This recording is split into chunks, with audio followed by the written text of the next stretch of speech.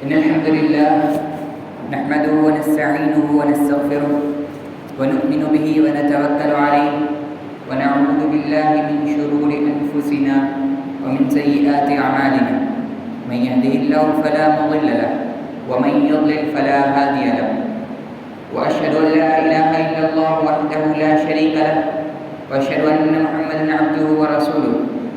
أما بعد فإن خير الحديث كتاب الله وخير الهدي هدي محمد صلى الله عليه وسلم وشر الأمور محدثاتها وكل محدثة بدعة وكل بدعة ضلالة وكل ضلالة في النار. أعوذ بالله السميع العليم من الشيطان الرجيم. بسم الله الرحمن الرحيم. إن الله وملائكته يصلون على النبي يا أيها الذين آمنوا صلوا عليه وسلموا تسليما. اللهم صل على محمد وعلى آل محمد كما صليت على إبراهيم وعلى آل إبراهيم إنك حميد مجيد. اللهم بارك على محمد وعلى آل محمد كما باركت على إبراهيم وعلى آل إبراهيم إنك حميد مجيد. اللهم ثبتنا عند الموت بلا إله إلا الله. اللهم اجعلنا من الذين آمنوا وتواصوا بالحق وتواصوا بالصبر. آمين. محترم سامعین اکرام اور معزز خواتین، اللہ رب العالمین کا بے پناہ فضل و کرم ہے ہم پر کہ اس نے ابھی ہمیں حال ہی میں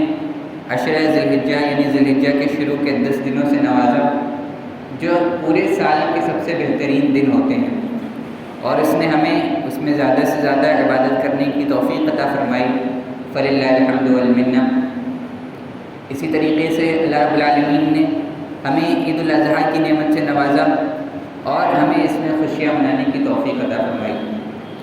ان نیک اعمال کرنے کے ایام کے گزر جانے کے بعد اب آگے ہمیں کیا کرنا ہے، اسی سلسلے میں آج گفتگو کرنا چاہوں گا اور ایک نہایت ہی اہم موضوع کی طرف آپ لوگوں کی توجہ لانا چاہوں گا. آج کا میرا موضوع ہوگا کہ ہم منہج کے اوپر گفتگو کریں. منہج یہ لفظ ہمیں اکثر سننے کو ملتا ہے جب دین کی بات کی جاتی ہے، اسلام کی بات کی جاتی ہے اور اسلام پر چلنے کی بات کی جاتی ہے. منہج کا مطلب ہوتا ہے راستہ، چلنے کا طریقہ. قرآن مجید میں اور نبی کریم صلی اللہ علیہ وسلم کی احادیث میں بھی اس کا ذکر آیا ہے، اور شریعت اسلامیہ میں 3 الفاظ اس کے لیے استعمال ہوتے ہیں: منہج، نہج اور منہاج. تینوں کا مطلب ایک ہی ہے کہ ایک راستہ جس پر چلا جائے اور جس پر چلنا چاہیے. یعنی ایک انسان کا اس کے دین پر چلنے کا طریقہ کیا ہے. ایک تو ہوتا ہے کہ دین، ہمارا دین اسلام، ہمیں پتہ ہے کہ ہمارا دین کیا ہے، لیکن ہمارا اس دین پر چلنے کا طریقہ کیا ہے، ہمارا رویہ کیا ہے اس دین پر چلنے کا. ہم کیسے اس دین کے تمام احکام کو عملی جامہ پہناتے ہیں، ہم کیسے جو عبادات کا طریقہ ہمیں بتایا کہ ہم اس پر کیسے عمل کرتے ہیں. یہ جو عمل کرنے کا طریقہ ہے اسی کو منہج کہتے ہیں. چنانچہ اللہ رب العالمین نے قرآن مجید میں بھی اس کا ذکر کیا. فرمایا لِكُلٍّ جَعَلْنَا مِنْكُمْ شِرْعَةً وَمِنْهَاجًا، کہ اللہ رب العالمین نے تم میں سے ہر ایک امت، ہر ایک دور میں ایک شرعت بھیجی اور ایک منہاج یعنی طریقہ. اس کی تفسیر میں عبداللہ ابن عباس رضی اللہ عنہ فرماتے ہیں کہ شرعت سے مطلب سبیلاً، اور اسی طرح سے منہاجن کا مطلب سنتاً، کہ اللہ رب العالمین نے ایک طریقہ ہر امت کو دیا دین پر چلنے کا، اور ایک سنت یعنی ایک ایسا راستہ جس پر اس امت کے نبی نے اور ہماری امت میں نبی کریم صلی اللہ علیہ وسلم نے خود چل کر اور عمل کر کر دکھا دیا اور پھر ایک نمونہ ہمارے لیے چھوڑ دیا. تو اللہ رب العالمین نے ہر امت میں ایسا ہی کیا کہ انہیں ایک راستہ بتایا اور ایک نبی بھیجا جو انہیں اس راستے پہ عمل کر کر دکھاتا کہ عملی طور پر اس پر کیسے چلا جائے. اسی طریقے سے منہج کا مطلب ہوتا ہے الطریقۃ المسلوکہ، ایسا راستہ جس پر پہلے چلا گیا ہو. یعنی ایک تو راستہ انسان خود سے بنا سکتا ہے کہ اگر کوئی میدان ہے، کھیت ہے، جنگل ہے تو انسان کہیں سے بھی چلا جائے، لیکن ایک راستہ ہوتا ہے کہ جس پہ لوگ بار بار چلتے ہیں تو وہاں نشان پڑ جاتا ہے لوگوں کے چلنے کا. یا ایسا راستہ جس پر چلنا چاہیے، یعنی اگر ہم کسی گھنے جنگل میں جائیں اور اس میں ہمیں ایک پتلا سا راستہ نظر آئے تو ہم اسی پر چلنے کی کوشش کریں گے، کیونکہ ہمیں پتہ ہوگا کہ اس پہ انسان پہلے چل چکے ہیں، لہٰذا یہ محفوظ راستہ ہے۔ اسی لیے اللہ رب العالمین نے ہر دور میں جو دین کا صحیح راستہ ہے، اسلام کا صحیح راستہ ہے، اس پر انبیاء کرام کو بھیج کر ان کو چلوا کر لوگوں کے سامنے ایک آئیڈیل پیش کر دیا کہ ایسے چلنا چاہیے۔ اسی طریقے سے نبی کریم صلی اللہ علیہ وسلم کی احادیث میں بھی اس کا ذکر ہے اور اس کی اہمیت پتہ چلتی ہے۔ اسی طرح سے نبی کریم صلی اللہ علیہ وسلم کی احادیث میں بہت سارے ایسے الفاظ ہوتے ہیں جو عربی زبان میں نئے ہوتے ہیں یا عام طور پر سمجھ میں نہیں آنے والے ہوتے ہیں، تو ایسے الفاظوں کو جمع کرنے والے امام ابن الاثیر رحمۃ اللہ علیہ، جن کی کتاب النہایہ فی غریب الحدیث والاثر، انہوں نے احادیث میں جتنے ایسے الفاظ تھے جو مشکل تھے، جو عام طور پر عربوں کو بھی نہیں پتہ تھے، انہیں ایک جگہ جمع کیا اور ان کا ترجمہ اور ان کے مطلب لکھے۔ تو انہوں نے ہی اپنی کتاب میں نبی کریم صلی اللہ علیہ وسلم کی احادیث میں جہاں جہاں منہج کا ذکر آیا ہے، نہج کا یعنی راستے کا ذکر آیا ہے، اس کے بارے میں فرمایا کہ نبی کریم صلی اللہ علیہ وسلم کی احادیث میں نہج کا مطلب، منہج کا مطلب صراط المستقیم یعنی سیدھا راستہ ہے۔ یعنی اللہ رب العالمین یا نبی کریم صلی اللہ علیہ وسلم جب بھی منہج کی بات کریں گے تو ان کا مطلب ہوگا سیدھا راستہ۔ اب اس سیدھے راستے کی اہمیت کتنی زیادہ ہے، اس کا اندازہ ہم اسی چیز سے لگا سکتے ہیں کہ اس سیدھے راستے کی دعا مانگے بغیر انسان کی ایک رکعت نماز بھی قبول نہیں ہو سکتی۔ ہم ہر نماز میں کیا پڑھتے ہیں؟ سورہ فاتحہ میں اہدنا الصراط المستقیم، کہ اللہ رب العالمین ہمیں سیدھے راستے کی طرف ہدایت کر دے، ہمیں سیدھے راستے پر چلا دے۔ تو یہ سیدھا راستہ یعنی چلنے والا راستہ، ایسا راستہ جس راستے پہ چل کر ہم دین پر صحیح طور پر عمل کر سکیں، اور ہم خود ہی اس راستے کی تفسیر خود بیان کرتے ہیں سورہ فاتحہ میں، صراط الذین انعمت علیہم، ایسے لوگوں کا راستہ جن پر اللہ رب العالمین نے انعام کیا۔ اچھا، یہاں پر غور کرنے کی ایک چیز اور ہے کہ سورہ فاتحہ میں صراط کا ذکر ہے، راستہ، ایک راستہ ہے وہ، یعنی ایسا نہیں ہو سکتا کہ بہت سارے راستے ہوں اور سبھی صحیح ہوں، صحیح راستہ صرف ایک ہو سکتا ہے۔ اور اللہ رب العالمین نے بھی جہاں بھی راستے کا ذکر کیا تو ایک راستہ بیان فرمایا، صراط الذین انعمت علیہم، ایسے لوگوں کا راستہ، اور صراط المستقیم یعنی سیدھا راستہ۔ یہ نہیں فرمایا سیدھے راستوں پر، یعنی بہت سارے سیدھے راستے ہیں، کسی پر بھی نہیں، بلکہ سیدھا راستہ صرف ایک ہے، سچی بات، حق بات صرف ایک ہو سکتی ہے۔ اسی طرح سے نبی کریم صلی اللہ علیہ وسلم کی احادیث میں ہم دیکھتے ہیں کہ منہج اور منہاج کا لفظ، مشکات شریف کی حدیث ہے 5378، نبی کریم صلی اللہ علیہ وسلم نے فرمایا کہ اللہ رب العالمین جب تک چاہے گا میں تم میں موجود رہوں گا اور نبوت باقی رہے گی، اس کے بعد اللہ رب العالمین مجھ کو اٹھا لے گا اور نبوت ختم ہو جائے گی۔ اس کے بعد نبی کریم صلی اللہ علیہ وسلم نے فرمایا کہ خلافہ علی منہج النبوہ قائم ہوگی، یعنی ایسی خلافت جو نبی کریم صلی اللہ علیہ وسلم کے طریقے پر ہوگی۔ یہاں پر نبی کریم صلی اللہ علیہ وسلم نے خلافہ علی منہج النبوہ کا لفظ استعمال کیا، یعنی نبی کریم صلی اللہ علیہ وسلم جو راستہ بتا کر جا رہے ہیں، خلیفہ آئیں گے اور اسی راستے پر چلیں گے، جیسے نبی کریم صلی اللہ علیہ وسلم نے اسلام کو نافذ کیا، جیسے حکومت چلائی، جیسے تمام معاملات کو دیکھا، وہ خلیفہ بھی اسی طریقے پر چلیں گے۔ تو طریقے سے پتہ چلا۔ اسی طریقے سے آپ صلی اللہ علیہ وسلم نے اس حدیث میں آگے فرمایا، اس کے بعد آئیں گے ملکن عاضن، ایسی حکومتیں جو کاٹ کھانے والے ہوں گی، یعنی خلافت کے بعد جو دور آئے گا وہ کاٹ کھانے والے حکمرانوں کا ہوگا، وہ اپنی رعایا کو، اپنی عوام کو بھی کاٹ کھائیں گے اور آپس میں بھی ایک دوسرے کو کاٹیں گے۔ اور اس کے بعد آپ صلی اللہ علیہ وسلم نے فرمایا ملکن جبریہ، اس کے بعد جابر اور ظالم حکمران آئیں گے جو زبردستی تمہارے اوپر بیٹھ جائیں گے، تم نے انہیں نہیں چنا ہوگا بلکہ وہ خود زبردستی تمہارے اوپر حکومت پر بیٹھ جائیں گے۔ اس کے بعد آپ صلی اللہ علیہ وسلم نے حدیث میں فرمایا ثم یکون خلافہ علی منہج النبوہ، اس کے بعد پھر سے نبی کریم صلی اللہ علیہ وسلم کے طریقے پر خلافت قائم ہو جائے گی، یعنی امام مہدی علیہ السلام اور عیسیٰ علیہ السلام کے دور میں پھر سے اسی طرح خلافت قائم ہو جائے گی جس طرح نبی کریم صلی اللہ علیہ وسلم کے بعد خلفائے راشدین کے دور میں تھی۔ تو اس میں بھی نبی کریم صلی اللہ علیہ وسلم نے طریقے کا اور منہج کا ذکر کیا۔ اچھا، جب ہم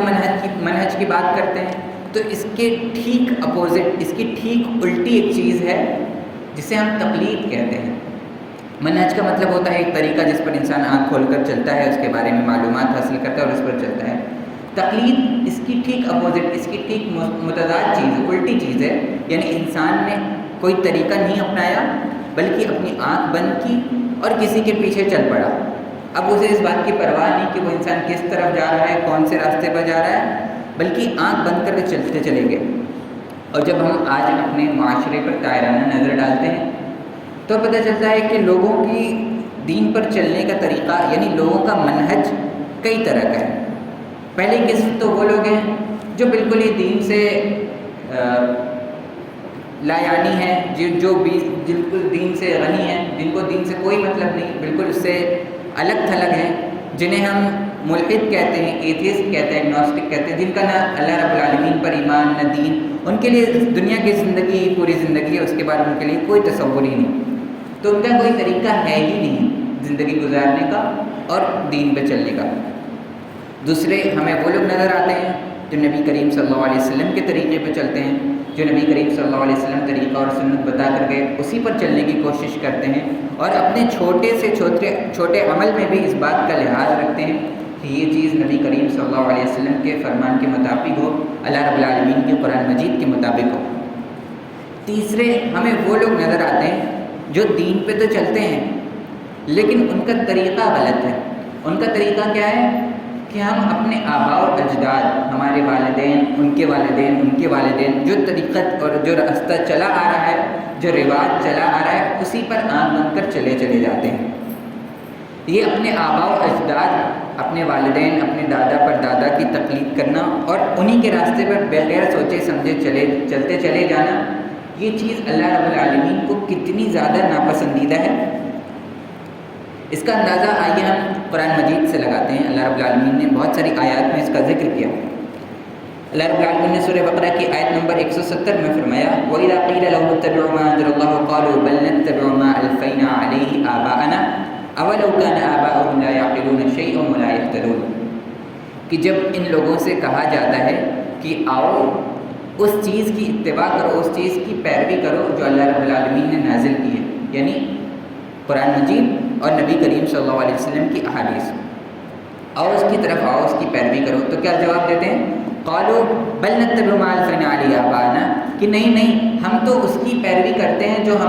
ہمارے آباء و اجداد، ہمارے والدین کرتے آئے، جس پر ہم نے اپنے باپ دادا کو پایا ہے، جس طریقے پر، جس راستے پر اور جس منہج پر ہم نے اپنے ابو کو، اپنے دادا کو اور ان سے پہلے کے لوگوں کو، اپنی قوم کو پایا ہے، ہم بس اسی کی اتباع کرتے ہیں۔ اللہ رب العالمین نے آگے ان کی برائی کرتے ہوئے، ان کے اوپر طنز کرتے ہوئے فرمایا اولو کان آباؤہم لا یعقلون شیئا ولا یہتدون، کہ یہ لوگ ایسے ہی کریں گے اگر ان کو یہ بھی پتہ چل جائے کہ ان کے آباء و اجداد بیوقوف تھے، عقل نہیں رکھتے تھے، ان کے پاس ہدایت نہیں تھی، ان لوگوں کو یہ پتہ بھی چل جائے نا، تب بھی یہ اپنے آباء و اجداد کی اتباع ہی کرتے رہیں گے۔ اتنی زیادہ ان کے دلوں میں اپنے آباء و اجداد کی محبت بیٹھ گئی۔ اسی طرح سے اللہ رب العالمین نے سورہ مائدہ کی آیت نمبر 104 میں فرمایا وَإِذَا قِيلَ لَهُمْ تَعَالَوْا إِلَىٰ مَا أَنزَلَ اللَّهُ وَإِلَى الرَّسُولِ، کہ جب ان لوگوں سے کہا جاتا ہے کہ آؤ اس چیز کی طرف جو اللہ رب العالمین نے نازل کی، وَإِلَى الرَّسُولِ، اور اپنے رسول اور اللہ رب العالمین کے رسول صلی اللہ علیہ وسلم کی طرف آؤ، ان کی باتیں سنو، ان پر عمل کرو، تو کیا کہتے ہیں؟ قالوا حسبنا ما وجدنا علیہ آباءنا، کہتے ہیں نہیں یہ سب رہنے دو، حسبنا ہمارے لیے کافی ہے جو ہمارے والدین نے ہمیں بتا دیا، جو ہمارے آباء و اجداد کرتے آ رہے تھے، جو رسم و رواج ہمارے سماج میں، ہمارے معاشرے میں، ہمارے گھر میں، ہمارے خاندان میں چلا آ رہا ہے، وہ ہمارے لیے کافی ہے، ہمیں نئی چیزیں مت بتاؤ۔ اسی طرح سے اللہ رب العالمین نے سورہ اعراف کی آیت نمبر 28 میں فرمایا وَإِذَا فَعَلُوا فَاحِشَةً قَالُوا وَجَدْنَا عَلَيْهَا آبَاءَنَا وَاللَّهُ أَمَرْنَا بِهَا، کہ جب یہ لوگ کوئی گناہ کرتے ہیں، جو بدکاری اور بے حیائی کے کام کرتے ہیں، یہ گناہ حرام کمائی کرتے ہیں، یہ بدکاری اور بے حیائی گناہ کام کرتے ہیں، ایک دوسرے کو تکلیف، جتنے بھی برے کام کرتے ہیں یہ لوگ، جب ان کو پکڑا جاتا ہے، جب ان کے اوپر سختی کی جاتی ہے، ان سے کہا جاتا ہے کہ تم ایسا کیوں کر رہے ہو، تو کہتے ہیں قالوا وجدنا علیہ آباءنا، ہمارے ابو امی اور ہمارے دادا بھی تو یہی کرتے آ رہے تھے، ہم نے تو یہی کرتے دیکھا ہے اپنے ابو کو، اپنے دادا کو، سب کو۔ واللہ امرنا بہا، یہی نہیں بلکہ ایک قدم آگے بڑھ کے یہ کہہ دیتے ہیں واللہ امرنا بہا، اللہ نے تو ہم کو یہی کرنے کا حکم دیا ہے۔ یہ یہودیوں کی بات کی جا رہی ہے کہ انہوں نے اپنی کتابوں کو تبدیل کر دیا. اللہ رب العالمین نے جو شریعت جو منہج بھیجا تھا اسی کو تبدیل کر دیا. پھر کہتے تھے دیکھو اللہ نے خود کہا ہے, ہماری کتابوں میں دیکھو خود کہا ہے اللہ رب العالمین نے کہ شراب پیو. آگے اللہ رب العالمین نے فرمایا قل ان اللہ لا یأمر بالفحشاء, اے نبی صلی اللہ علیہ وسلم ان سے کہہ دیجئے کہ اللہ رب العالمین ہرگز بے حیائی کا حکم نہیں دیتا ہے. اتقولون علی اللہ ما لا تعلمون, کیا تم اللہ رب العالمین کے بارے میں ایسی بات کہہ رہے ہو جو تمہیں نہیں پتہ؟ یعنی اتنی بڑی بات تم اللہ رب العالمین کے اوپر جھوٹ باندھ رہے ہو کہ اللہ رب العالمین نے تمہیں یہ گناہ کرنے کا حکم دیا. اس میں وہ لوگ بھی شامل ہوں گے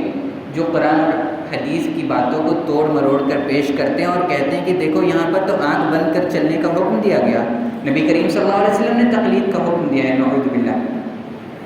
اسی طریقے سے اللہ رب العالمین نے سورہ یونس میں فرمایا,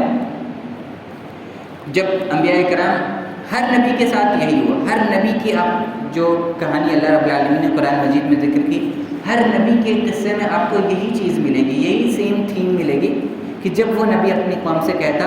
اعبدوا اللہ کہ اللہ رب العالمین کی عبادت کرو, کسی اور کو مت پکارو, شرک اور بدعت سے بچو, تو وہ کیا جواب دیتے؟ قالوا اجئتنا لتلفتنا عما وجدنا علیہ آباءنا, تم اس لیے آئے ہو کہ ہمیں اس راستے سے ہٹا دو جس پہ ہمارے باپ دادا اتنے ہزاروں سالوں سے چلے آ رہے تھے, تم ہمارا راستہ بدلنے آئے ہو, تم نئی چیز بتانے آئے ہو. یہی کہانی ہر نبی کی رہی کہ جب وہ اللہ رب العالمین کا پیغام سناتے تو ان کو یہی جواب ملتا کہ تم ہمیں اس راستے سے کیوں ہٹانا چاہ رہے ہو جس پر ہم آرام سے چلتے آ رہے تھے اتنے سالوں تک, کسی نے ہمیں نہیں ٹوکا, ہمارے دادا نے کیا, ان سے پہلے کے لوگوں نے کیا, ہمارے والد نے کیا, سب وہی کرتے آ رہے تھے, اب تم کہاں سے آ گئے نئی چیز لے کر اسے تبدیل کر کے. اسی طریقے سے یہ آنکھ بند کر پیروی اتنی بری چیز ہے کہ اگر میں صرف قرآن مجید کی آیات ذکر کروں تو کئی گھنٹے لگ جائیں. ایک آیت اور سورہ انبیاء کی آیت نمبر 53 کہ جب ابراہیم علیہ السلام نے اپنی قوم سے پوچھا کہ تم لوگ ایسی چیزوں کی, ایسی مورتیوں کی کیوں عبادت کرتے ہو جو اپنے سامنے رکھا ہوا کھانا تک نہیں اٹھا کر کھا سکتے, خود کو فائدہ اور نقصان نہیں پہنچا سکتے, تم کو کیا کریں گے؟ تو انہوں نے بھی وہی جواب دیا, قالوا وجدنا آباءنا لها عابدین, کہ ہم نے اپنے والدین کو, اپنے آباء و اجداد کو انہی مورتیوں کی عبادت کرتے ہوئے پایا تھا, تو ہم بھی وہی کرتے رہے. اسی طریقے سے سورہ شعراء میں آیت نمبر 74 میں اللہ رب العالمین نے ارشاد فرمایا ان کا قول ذکر کرتے ہوئے کہ وہ لوگ کہتے قالوا وجدنا آباءنا كذلك يفعلون. اس میں تو عبادت کا بھی ذکر نہیں, اس میں چھوٹے چھوٹے معاملات میں بھی ہم دیکھ سکتے ہیں. اللہ رب العالمین نے اور مزید آگے بڑھ کر اس کی وضاحت کر دی. وہ لوگ کہتے کہ بلکہ ہم نے تو اپنے والدین کو, اپنے آباء و اجداد کو ایسا ہی کرتے پایا, یعنی جو کام ہم کر رہے ہیں, جس طریقے پہ ہم چل رہے ہیں, جو ہمارا منہج ہے, جو ہماری ڈاکٹرن ہے, میتھڈالوجی ہے اپنے دین پر چلنے کی, اپنے مذہب پر چلنے کی, وہ ہمارے والدین والی ہے, وہ بھی یہی کرتے تھے, وہ کیسے غلط ہو سکتے ہیں؟ یعنی یہ جو خرابی انسان کے اندر آئی کہ اپنے آباء و اجداد پر, اپنی نسل پر, اپنے خاندان پر فخر کرنا, اور اتنا زیادہ فخر کرنا کہ ان کی غلطیوں کو بھی نظر انداز کرنا, بلکہ یہ ماننے سے ہی انکار کر دینا کہ وہ غلط بھی ہو سکتے تھے, اور اسی طریقے پہ آنکھ بند کر کے چلتے چلے جانا, یہ چیز بہت زیادہ اللہ رب العالمین کو ناپسندیدہ. اور ہر دین میں, چاہے عیسائیت ہو, یہودیت ہو, کوئی بھی دنیا کا دین ہو, یہاں تک کہ اسلام بھی ہو, ان تمام کے تمام دینوں میں جو خرابی پیدا ہوئی اسی چیز کی وجہ سے ہوئی, اور وہ خرابی صحیح بھی نہیں ہو رہی ہے تو اسی وجہ سے. یعنی آج تو کوئی پابندی نہیں, کوئی رکاوٹ ہی نہیں ہے انسان کے لیے دین کا علم حاصل کرنے میں. تمام کتابیں موجود ہیں, کتابیں نہیں تو موبائل میں موجود ہے. انسان کو عربی نہیں آتی, انگریزی میں, اردو میں, ہندی میں موجود ہے, دیکھ کر پڑھ نہیں سکتا تو آڈیو میں موجود ہے کہ سن لے. لیکن اس کے باوجود حیرت ہوتی ہے کہ لوگ اسی طریقے پہ کیوں چلے آ رہے ہیں, کیونکہ اتنی زیادہ محبت بیٹھ گئی والدین کی اور آباء و اجداد کی کہ انہیں غلط ماننے کے لیے تیار ہی نہیں. اسی طریقے سے اس طرح کی آیتیں تقریباً 50 سے زیادہ ہیں قرآن مجید میں. یہ تو میں نے 4-5 آیات ذکر کر دی مثال کے طور پر, ورنہ 50 سے زیادہ آیتیں صرف اللہ رب العالمین نے اسی بارے میں نازل کی کہ یہ لوگ اپنے آباء و اجداد کی اتباع کرتے چلے آ رہے ہیں آنکھ بند کر کے, اور اس چیز کی برائی بیان کرتے ہوئے. سوچئے کہ کوئی انسان ایک بات کو اگر 3-4 بار کہہ دیتا ہے تو ہمارے ذہن میں یہ بات سمجھ میں آ جاتی ہے کہ یہ بہت ضروری بات ہے, تبھی بار بار یہ کہہ رہا ہے. 2-3 دن تک اگر ہمیں کوئی چیز بار بار بتا دی جائے تو ہم سمجھ جاتے ہیں کہ یہ بہت اہم بات ہے، تبھی بار بار کی جا رہی ہے۔ اللہ رب العالمین نے ایک بات 50 سے زیادہ مرتبہ قرآن مجید میں فرمائی، تو وہ کتنی زیادہ اہم ہوگی۔ یعنی اپنا منہج درست کرنا، اپنے دین پر چلنے کا طریقہ درست کرنا، اپنی میتھڈالوجی، اپنا ڈاکٹرن، اپنا جو راستہ ہے دین پر چلنے کا جو طریقہ ہے اس کو درست کرنا، یہ بہت زیادہ ضروری ہے۔ اور جو انسان بھی دین اسلام کی طرف قریب آتا ہے، جو دیندار بننا چاہتا ہے، عام زبان میں ہم اگر کہیں کہ جو بھی انسان دیندار بننے کی خواہش رکھتا ہے، تو سب سے پہلے اسے چاہیے کہ اپنا طریقہ درست کر لے۔ وہ اس بات کو درست کر لے کہ وہ دین کا علم کہاں سے حاصل کرے گا، وہ دین پر کیسے چلے گا، اس کے بعد وہ قدم اٹھائے۔ اور ہمارے لیے صحیح طریقہ کیا ہے؟ اب میں نے غلط طریقے تو بتا دے، ان کی برائی تو بیان کر دی، لیکن صحیح طریقہ کیا ہے یہ سوال پیدا ہوتا ہے کہ دین پر کیسے چلا جائے۔ قرآن مجید تو ہر دور میں رہا، نبی صلی اللہ علیہ وسلم کی احادیث تو سب کے پاس ہیں، تو پھر کیوں لوگ غلط چیز پر عمل کرتے ہیں؟ غلطی کہاں ہوتی ہے؟ سمجھنے میں۔ قرآن مجید کو صحیح طریقے پہ نہ سمجھنے کی وجہ سے، نبی کریم صلی اللہ علیہ وسلم کی احادیث کو صحیح طور پر نہ سمجھنے کی وجہ سے خرابی پیدا ہوتی ہے۔ تو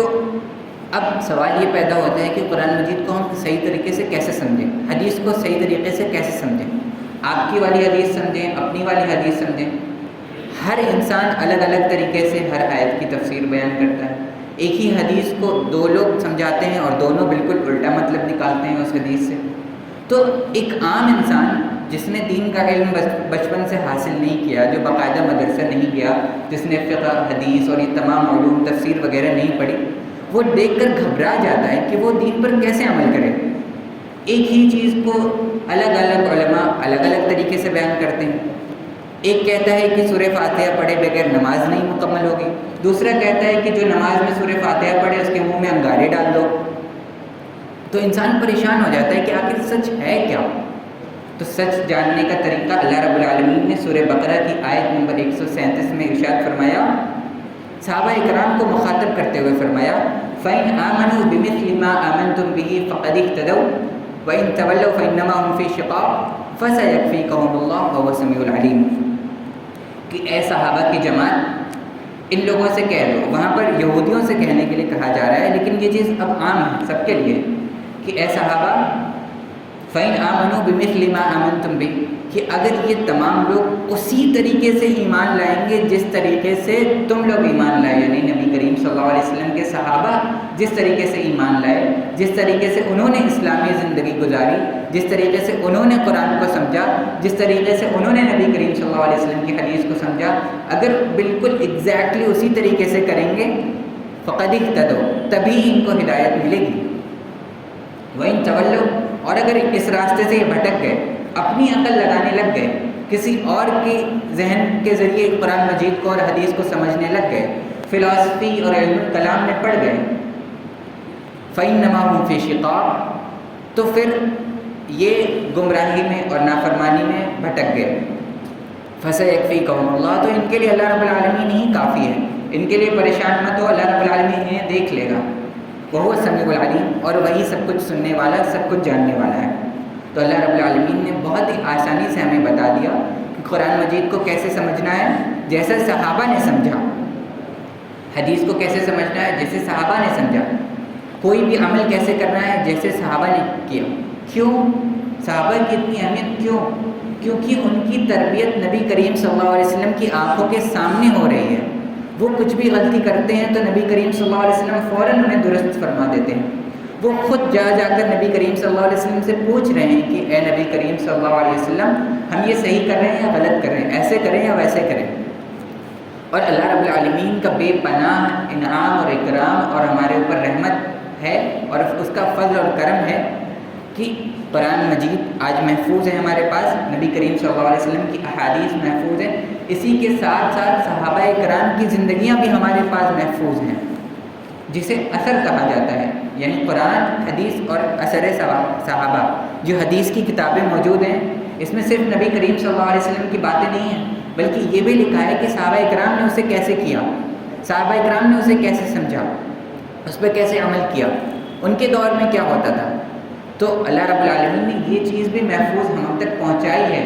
تبھی اللہ رب العالمین نے کہا کہ جیسے صحابہ نے عمل کیا، جیسے ان لوگوں نے زندگی گزاری، ویسا ایمان لاؤ گے، ویسا تمہارا منہج ہوگا، یعنی دین پر چلنے کا طریقہ ہوگا، تبھی کامیاب ہوگے۔ اور جس نے اس چیز کی مخالفت کی، جس نے کسی اور کی بات مان لی صحابہ کو چھوڑ کر،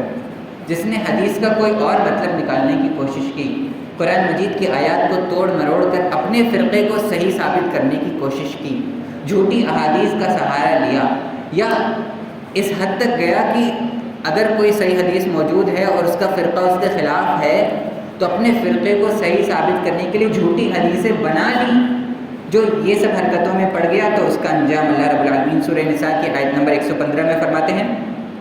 وَمَن يُشَاقِقِ الرَّسُولَ مِن بَعْدِ مَا تَبَيَّنَ لَهُ الْهُدَىٰ وَيَتَّبِعْ غَيْرَ سَبِيلِ الْمُؤْمِنِينَ نُوَلِّهِ مَا تَوَلَّىٰ وَنُصْلِهِ جَهَنَّمَ وَسَاءَتْ مَصِيرًا، کہ جس نے رسول اللہ صلی اللہ علیہ وسلم کی نافرمانی کی، ان کی مخالفت کی، ان کے بتائے ہوئے کام کا بالکل الٹا کام کیا، اس کے باوجود کہ اس کو ہدایت بالکل واضح ہو گئی، اس کے اوپر اللہ رب العالمین نے بالکل واضح کر دیا، اس کو پتہ ہے سچ کیا ہے، اس کے باوجود وہ ضد میں، اکڑ میں، اور اس ضد میں کہ ہمارے والدین بھی یہی کرتے آ رہے تھے تو ہم کیسے اس چیز سے پیچھے ہٹ جائیں، جس نے یہ کیا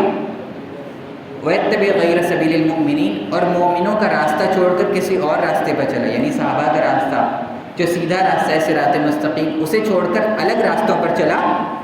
نُوَلِّهِ مَا تَوَلَّىٰ، اللہ رب العالمین کہہ رہے ہیں تو ہم اس کو اسی راستے کی طرف پھیر دیں گے، یعنی اس کو ہدایت نہیں ملے گی، پھر وہ اسی گڈھے میں گرتا چلا جائے گا۔ اب اس پہ غور کریے کہ جو بھی خرابیاں لوگوں نے دین میں پیدا کی، شروعات میں ایک دو چیزوں سے شروعات ہوئی، ذرا سی نماز میں تبدیلی ہوئی، لیکن جو لوگ، جو بھی فرقے، جو بھی قومیں، جو بھی جماعتیں ان چیزوں میں پڑھی، آج ان کی حالت دیکھیے کہ ان کی کوئی ایک چیز بھی نبی کریم صلی اللہ علیہ وسلم کی سنت کے مطابق نہیں۔ حیرت ہوتی ہے کہ پوری کی پوری نماز ہی نبی کریم صلی اللہ علیہ وسلم کے بالکل ایگزیکٹلی اپوزٹ ہے، بالکل الٹی ہے۔ ایک دو چیزوں میں اختلاف ہو، کھڑے ہونے میں، رکوع میں، سجدے میں، کسی ایک چیز میں ذرا سا کسی کو سمجھ کی کمی ہوئی ہو، اختلاف ہو تو سمجھ میں آتا ہے۔ پوری کی پوری نماز، پورا کا پورا روزہ، تمام کے تمام اعمال، سب کچھ بالکل الٹا ہے۔ کیوں؟ کیونکہ نُوَلِّهِ مَا تَوَلَّىٰ وَنُصْلِهِ جَهَنَّمَ، اللہ رب العالمین نے ان کو اسی چیز میں پھیر دیا، پھر ان کو اس بات کی توفیق ہی نہیں ہوئی کہ وہ نبی کریم صلی اللہ علیہ وسلم کی حدیث کی طرف مڑ کر آئیں۔ وہ جن کی باتیں ماننے میں لگے، جن کی تقلید کرنے میں لگے، انہی کے پیچھے چلتے چلے گئے، اور انہوں نے جو بات بتائی بھی نہیں وہ بھی مانتے مانتے مانتے اس گڈھے میں گرتے چلے گئے۔ انجام آگے کیا ہوگا؟ وَنُصْلِهِ جَهَنَّمَ، اللہ رب العالمین کہہ رہے ہیں ہم انہیں جہنم میں ڈالیں گے، وَسَاءَتْ مَصِيرًا، اور یہ بہت بہترین، بہت بدترین اور بہت دردناک ٹھکانہ ہے جہاں جایا جائے۔ اسی طریقے سے وقت کی تنگی کی وجہ سے میں بس ایک حدیث بیان کر کر اپنی بات ختم کروں گا کہ اپنا منہج، اپنا دین پر چلنے کا طریقہ، اپنی میتھڈالوجی، اپنا ڈاکٹرین، یہ جو بھی آپ کہہ لیں، جو بھی آپ کے دین پر چلنے کا طریقہ ہے، دین کا علم حاصل کرنے کا طریقہ ہے، قرآن مجید اور احادیث نبویہ صلی اللہ علیہ وسلم کو سمجھنے کا طریقہ ہے، اس کو درست کرنا اتنا زیادہ اہم ہے کہ اس کے بارے میں مرنے کے بعد قبر میں سوال ہوگا۔ یعنی اکثر لوگ یہ بات کہتے ہیں کہ یہ بات تو اتنی اہم نہیں ہے، کیا قبر میں اس کے بارے میں سوال ہوگا؟ نہیں نا، لیکن یہ چیز اتنی زیادہ اہم ہے کہ مرنے کے بعد قبر میں جو سوالات ہوں گے اس میں سے ایک سوال یہ بھی ہوگا۔ چنانچہ نبی کریم صلی اللہ علیہ وسلم کی حدیث ابو داؤد کی 4753 نمبر کی حدیث، اور یہ حدیث اور بھی حدیث کی کتابوں میں ہے، اس میں نبی کریم صلی اللہ علیہ وسلم نے ذکر کیا کہ انسان جب مر جاتا ہے تو فرشتے اس کے قبر میں آتے ہیں اور اس سے سوال کرتے ہیں۔ یہ حدیث بہت مشہور ہے، ہمیں پتہ ہے۔ اس حدیث میں ہے کہ سب سے پہلے فرشتے اس سے پوچھتے ہیں مر ربک، تمہارا رب کون ہے؟ انسان اپنے رب کے بارے میں بتاتا ہے کہ وہ اللہ ہے۔ پھر پوچھتے ہیں کہ تمہارا دین کیا ہے؟ تو وہ بتاتا ہے اسلام ہے۔ پھر اس سے سوال کرتے ہیں کہ اس انسان کے بارے میں تمہارا کیا خیال ہے جو آیا تھا ایک کتاب لے کر، اللہ رب العالمین کی طرف سے پیغام لے کر، تو وہ اگر مومن ہوتا ہے، اگر ایمان والا ہوتا ہے تو کیا کہتا ہے کہ وہ محمد صلی اللہ علیہ وسلم اللہ کے رسول ہیں۔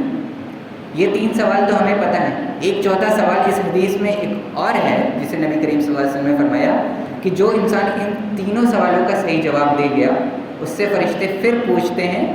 کہ تمہیں یہ باتیں کیسے پتہ چلیں؟ یہ جو تینوں جواب تم نے صحیح دے دی، کیسے دے دیے؟ تو وہ کہتا ہے کہ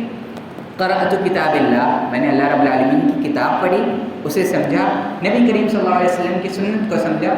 تو میں ہدایت پا گیا۔ اس کے بعد اللہ رب العالمین کے رسول صلی اللہ علیہ وسلم نے یہ آیت بھی تلاوت فرمائی، یثبت اللہ الذین آمنوا بالقول الثابت، کہ اللہ رب العالمین ہی ایمان والوں کے قدموں کو جمع دیتا ہے فی الدنیا والآخرہ، دنیا میں بھی اور مرنے کے بعد بھی ان کے منہ سے صحیح بات نکلتی ہے۔ تو کیسے انسان کو صحیح چیز کا علم حاصل ہوا کہ اس نے خود اللہ رب العالمین کی قرآن مجید کو پڑھا، علم حاصل کرنے کی کوشش کی۔ اگر انسان وہاں پر یہ جواب دے دے کہ میرے والدین بھی یہی کرتے آ رہے تھے، تو اس کا حاشر پھر وہی ہوگا جو اللہ رب العالمین نے اس سے پہلے جو آیات ذکر ہوئی اسی میں ہوگا۔ تو لہٰذا میرے مسلمان بھائیوں اور بہنوں، ہمارے اوپر یہ فرض ہے کہ اب ہم فوراً اپنا منہج درست کریں، اپنے دین پر چلنے کا طریقہ درست کریں، اپنا جو طریقہ کار ہے، جو لاہی عمل ہے اسے درست کریں اور اسے بالکل اسلام کے مطابق سیدھے راستے پر لائیں۔ یہ تمام چیزوں کو چھوڑیں کہ ہمارے والدین ایسا کرتے تھے، وہ ایسا کرتے تھے، وہ جہنم میں چلے گئے ہوں گے، کیا وہ کر کے چلے گئے، ان کا عمل ان کے ساتھ۔ اب آپ کو اپنا درست کرنا ہے اور آنے والی نسل کا درست کرنا ہے۔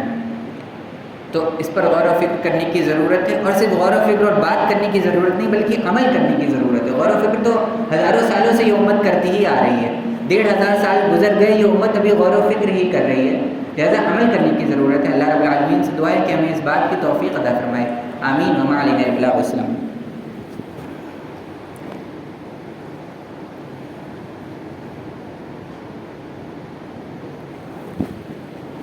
إن الحمد لله نحمده ونستعينه ونستغفره ونؤمن به ونتوكل عليه ونعوذ بالله من شرور أنفسنا ومن سيئات أعمالنا، من يهده الله فلا مضل له ومن يضلل فلا هادي له، ونشهد أن لا إله إلا الله وحده لا شريك له، ونشهد أن محمدا عبده ورسوله، أما بعد، قال الله تبارك وتعالى في كلامه المجيد والفرقان الحميد، أعوذ بالله من الشيطان الرجيم، بسم الله الرحمن الرحيم، إن الله وملائكته يصلون على النبي يا أيها الذين آمنوا صلوا عليه وسلموا تسليما، اللهم صل على محمد وعلى آل محمد كما صليت على إبراهيم وعلى آل إبراهيم إنك حميد مجيد، اللهم بارك على محمد وعلى آل محمد كما باركت على إبراهيم وعلى آل إبراهيم إنك حميد مجيد۔ عباد الله رحمكم الله، إن الله يأمر بالعدل والإحسان وإيتاء ذي القربى وينهى عن الفحشاء والمنكر والبغي ولذكر الله أكبر والله يعلم ما تصنعون، وأقيموا الصلاة۔ السلام علیکم ورحمۃ اللہ وبرکاتہ۔ بہت خوشی کے ساتھ یہ اعلان کیا جاتا ہے کہ مدرسہ تربیت المسلمات نسواں میں داخلہ جاری ہے، رجسٹریشن شروع ہو چکا ہے، اور انشاءاللہ باذن اللہ اسی سنیچر بتاریخ 8 جولائی سے باقاعدہ کلاسز شروع ہو رہے ہیں، جس میں ہم بچیوں کو قاعدہ، ناظرہ، حفظ قرآن، عربی زبان اور اس کے ساتھ انگلش اور کمپیوٹر کی بھی تعلیم دیں گے۔ اپنی بچیوں کی تعلیم و تربیت کے لیے جلد از جلد رجسٹریشن کرائیں، جس میں روزمرہ کی دعائیں اور نماز کا صحیح طریقہ، باقاعدہ جماعت سے نماز پڑھنے کا پریکٹیکل، الحمدللہ تمام تر جدید سہولتوں سے لیس، مثلاً بہترین کمپیوٹر، پروجیکٹر اور ایئر کولڈ، ایئر کنڈیشن اور صاف ستھرا ماحول، اور مستقل بزرگ لیڈی کی نگرانی میں عالمہ کے ذریعے اور لیڈی ٹیچر کے ذریعے بچیوں کی تعلیم و تربیت کا انتظام کیا گیا ہے۔ آج ہی رجسٹریشن کرائیں اپنی بچیوں کا۔ مدرسہ تربیت المسلمات نسواں، مسجد عمار بن یاسر، ملائم نگر، لکھنؤ۔ موبائل نمبر 8299315505 9451673302، اور امیر ملائم نگر، امیر جمعیت ملائم نگر سے رابطہ قائم کریں، 7348530025، شیخ عبدالسرور سراجی صاحب جو امیر جماعت ہیں۔ جزاک اللہ خیر۔ السلام علیکم ورحمۃ اللہ وبرکاتہ۔